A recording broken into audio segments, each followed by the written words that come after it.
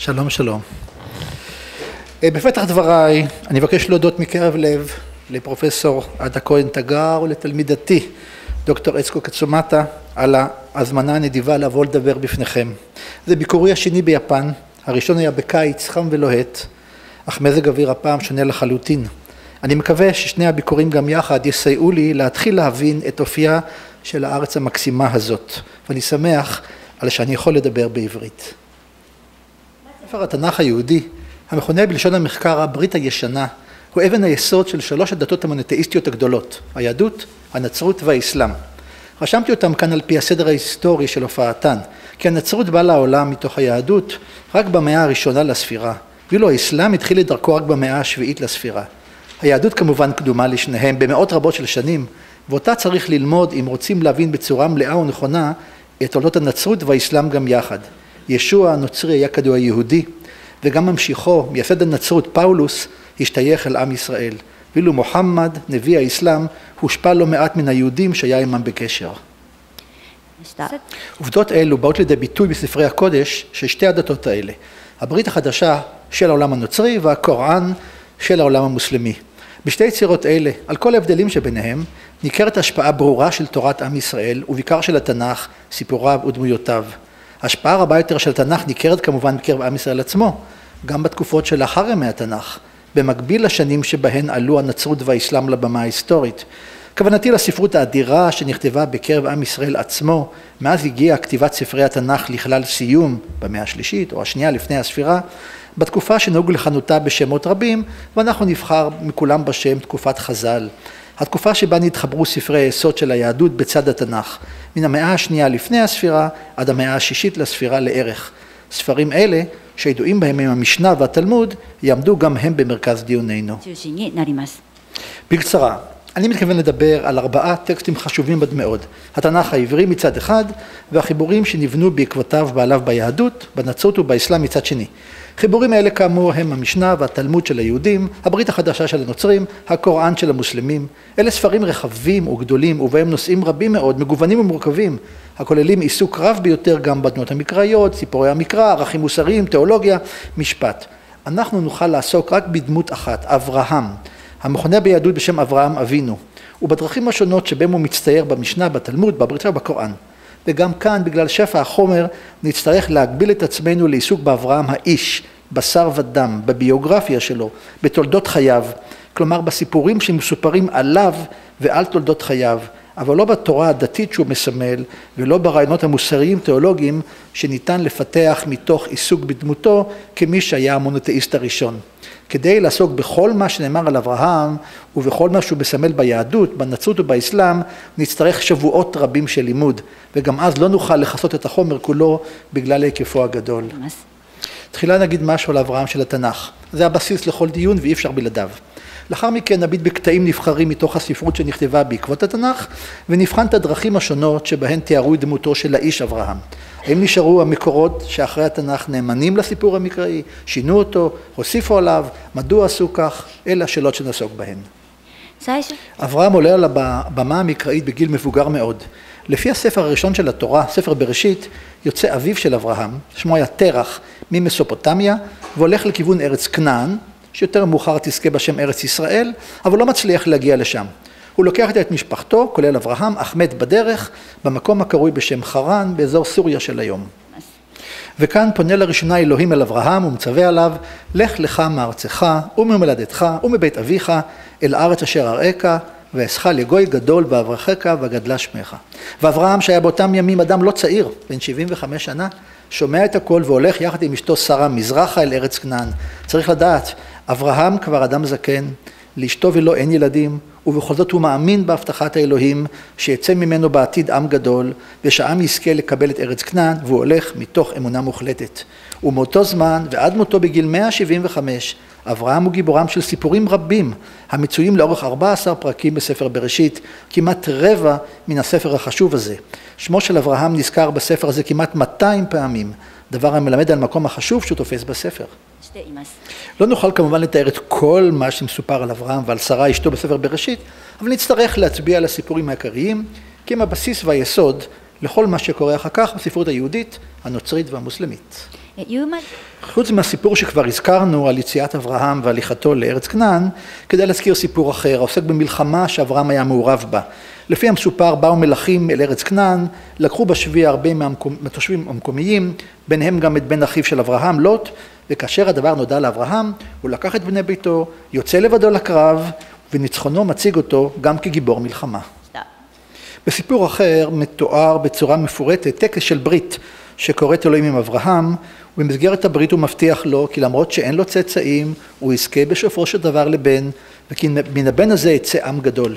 אברהם המאמין הגדול אינו מפקפק בבשורה, הוא ממתין לראות כיצד תתגשם. אך בינתיים מציעה אשתו שרה לתת לו את השפחה שלה, אישה מצריה ששמה הגר, כדי שיוכל להוליד ממנה בן.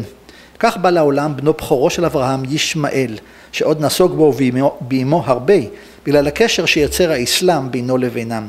בסופו של דבר מגרש אברהם את הגר ואת ישמעאל מביתו אל המדבר, וזאת כאשר נולד לו בן משרה, וזו איננה מוכנה לראות יותר את הגר ובנה יחד עם הבן שלה. סיפור מפורסם אחר הוא הסיפור על ביקור 3 שליחים מן האלוהים, שיש אומרים שהיו מלאכים מן השמיים אצל אברהם.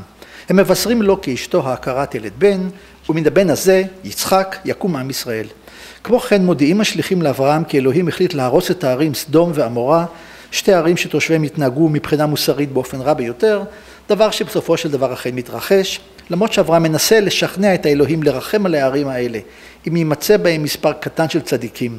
מתברר שאין די צדיקים בשתי הערים האלה, והן נהרסו עד היסוד במקום שעל פי המסורת מצוי עם ים המלח, הוא ים המוות שבדרום מזרח ארץ ישראל. 3 סיפורים אחרונים שנזכיר הם סיפור מפורט על המצווה שמקבל אברהם לערוך לו וגם לבניו ישמעאל ויצחק לטקס ברית המילה. הסיפור המפורסם ביותר הוא סיפור שלפיו מצטווה אברהם ללכת להקריב את בנו יצחק על גבי מזבח כדי להראות בכך את אמונתו המוחלטת באלוהים. אלוהים הרי הבטיח לו שמבנו זה מיצחק תצא אומה שלמה, כיצד יקריב אותו כעת על המזבח? האם הבטחת אלוהים לא תתממש? האם אברהם ימשיך להאמין בהבטחה האלוהית?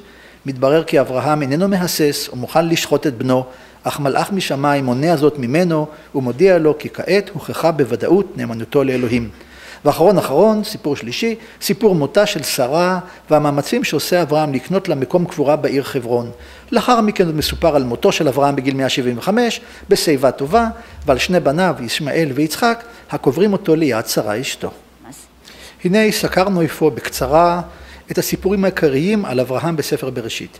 יציאתו מחרן בגיל מבוגר, הליכתו לארץ כנען, מלחמתו במלכים הפולשים, ניצחונו עליהם, הברית שהוא כורת עם האלוהים, טקס ברית המילה, לידת ישמעאל, גירושו מבית אברהם, לידת יצחק, הפיכת סדום ועמורה, עקדת יצחק על המזבח, ומות שרה וקניית מקום קבר בארץ. חיים מלאים ותוססים, הכוללים 100 שנים של פעילות מגוונת ביותר. סיפורים נוספים קצרים יותר נראים פחות חשובים לצורך הרצאה זו, אך כדאי לזכור את קיומם, ואף נקדיש בסדנה שתתקיים לאחר הרצאה זו כמה זמן ללימוד אחד מסיפורים האלה. האם נמצא בשאר ספרי התנ"ך? התייחסות אל אברהם ומעשיו. צריך לזכור כי התנ"ך כולל לפחות 35 ספרים שונים, שנכתבו בתקופות שונות, בסוגים ספרותיים שונים, ספרי היסטוריה, נבואה, חוכמה, פילוסופיה, שירה דתית ועוד. ספרים אלו שבאו לעולם לאורך תקופה של כמעט 800 שנה, עד למאה השלישית, שנייה לפני הספירה, עוסקים גם בסיפורים של ספר בראשית שקדם להם בזמן, וצריך לשאול, בתור מבוא לדיון בספרות שנכתבה לאחר התנ"ך, מה הם מספרים על אברהם? מתברר כי התשובה היא מפתיעה ביותר, מעט מאוד. מתברר כי לאורך מאות שנים, כפי שדבר בא לידי ביטוי בספרים שנכנסו לתנ"ך כמובן, כמעט ולא עסקו באברהם. ספרי התנ"ך, חוץ מספר בראשית, מזכירים את השם אברהם רק פעמים בודדות. הוא נזכר שם כמי שאלוהים בחר בו, הביא אותו לארץ כנען, כרת עמו ברית, הבטיח לצאצאיו את ארץ כנען.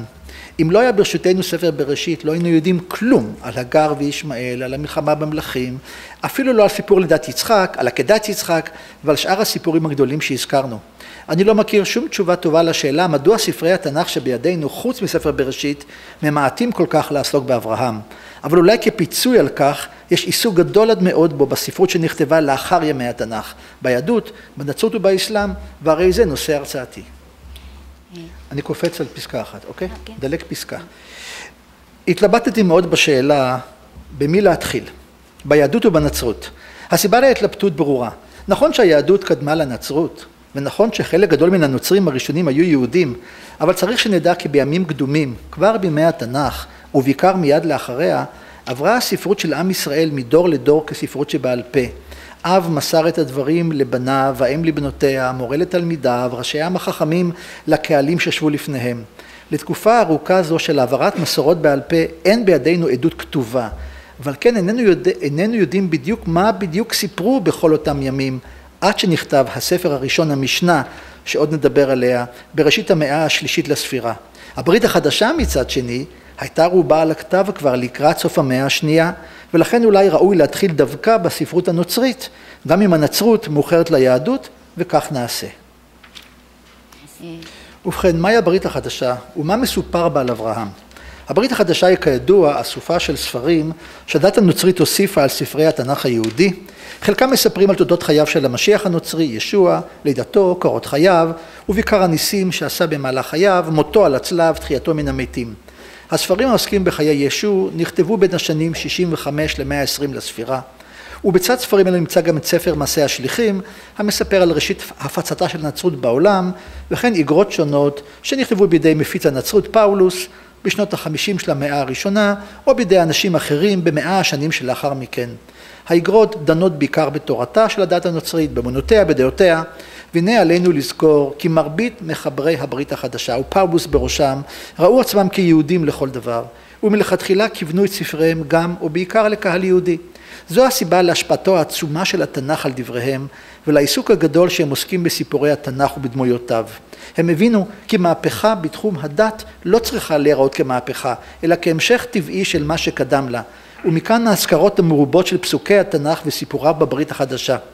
לצורך הרצאה זו אעסוק בכל ספרי הברית חדשה יחדיו ואשאל, מה מספרת הברית החדשה לקוראיה על אברהם? אילו מסיפורי ספר בראשית חוזרים ונזכרים בה? האם מה מסופר בדיוק כמו בספר התורה, או שמא אפשר לדבר על שינויים, תוספות, השמטות וכיוצא באלה? והנה אברהם נזכר בברית החדשה כ-75 פעמים. רק משה נזכר יותר פעמים ממנו. אברהם נזכר כבר בשני הפסוקים הפותחים את הברית החדשה. מתי? פרק א', ספר תולדות ישוע המשיח, בן דוד בן אברהם. אברהם הוליד את יצחק ויצחק את יעקב וכו'. לעתים נזכר אברהם כאחד מן האבות, כגון בתיאור אלוהים כאלוהי אברהם, אלוהי יצחק ואלוהי יעקב, ופעמים רבות נזכר השם אברהם כשמו של אבי האומה, מבלי שנאמר דבר עליו, או הוא נזכר גם בכינויים הכלליים של צדיק, מאמין וכולי, מבלי שמפורט מדוע זכה לתארים אלו. זה שניים, כן? חילקת את הפסקה הזאת? כן. חילקנו. אוקיי. בכל הדברים האלה אין לנו עניין גדול, כי אנחנו מחפשים סיפורים על האיש אברהם וקורותיו. הרבה יותר מעניינים אותנו תופעותיו של אברהם כחלק מתיאורי העולם הבא, העולם העתידי, כגון הקביעה שאברהם יושב עם יצחק ויעקב ושאר הנביאים במלכות שמיים, או כי בחיקו של אברהם יושבות נשמות שזכו לישועה. להזכרות אברהם כחלק מתוכנית העתיד אין יסוד בסיפור המקראי והן נובעות מתפיסות נוצריות ברורות. אך העניין שלנו כאמור באברהם האדם, הדמות ההיסטורית מן העבר ובתולדות חייו ומעשיו כפי שהם מתוארים בברית החדשה. ומסתבר שכאן מדובר במספר קטן ביותר של נתונים. מתברר כי העיסוק באברהם בברית החדשה נוטה להדגיש את הדימוי התיאולוגי שלו כמאמין הגדול ולדבר על תפקידו לעתיד לבוא יותר מאשר לספר על חייו ומעשיו בעבר. אברהם של הברית החדשה הוא יותר סמל להבטחה שהבטיח אלוהים לעם ישראל, סמל לבחירת צאצאיו בידי האלוהים, סמל לברכה שבאה לעולם בגללו. פרטים על אברהם כדמות היסטורית ולא כסמל הם מעטים ביותר, והפנים האינדיבידואליות של אברהם מטושטשות לטובת האידאות הדתיות שמחברי הברית החדשה רוצים להעביר באמצעותו, הבטחה, בחירה וברכה. ובכל זאת מצאנו פה ושם גם כמה פרטי מידע על אברהם ותולדותיו, וטקסט מרכזי בזה הוא נאומו של איסטפנוס במעשה השליחים. מדובר באחד מראשוני הנוצרים שהובא לפני בית דין יהודי באשמת אמונה בהמשכיותו של ישוע. איסטפנוס מספר לשופטים את תולדות עם ישראל, מתחיל באברהם ומסיים ברמז לישוע, ולאחר שהוא נמצא אשם במשפט הוא מוצא להורג בסקילה. וכך אומר איסטפנוס בראשית דבריו. תקראי וגם את הברית חדשה תקראי.